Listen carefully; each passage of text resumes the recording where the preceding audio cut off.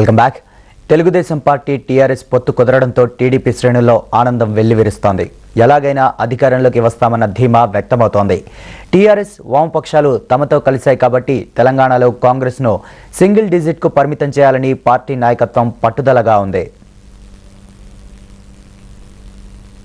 వామపక్షాలతో పొత్తు కుదిరిన తర్వాత బలం పుంజుకున్న టీడీపీ, టీఆర్ఎస్ కూడా తమ కూటమిలో చేరడం ఖాయం కావడంతో ఇక ఎదురు లేదన్న ధీమాతో ఆ పార్టీ ఉంది. తెలంగాణలో అన్ని స్థానాలను గెలుస్తామని, అందుకు తగిన విధంగా కార్యక్రమాలు రూపొందించాలని తెలుగుదేశం అధినేత చంద్రబాబు నాయుడు పార్టీ అనుబంధ సంఘాల నేతలకు పిలుపునిచ్చారు. గ్రామాల్లో కార్యకర్తలను కదిలించి ప్రభుత్వ వ్యతిరేక ఓటును తమ వైపు తిప్పుకోవడంతో పాటు తెలుగుదేశం హయాంలో జరిగిన అభివృద్ధిని తెలియపర్చి పాజిటివ్ ఓటును కూడా పొందాలని వారికి సూచించారు.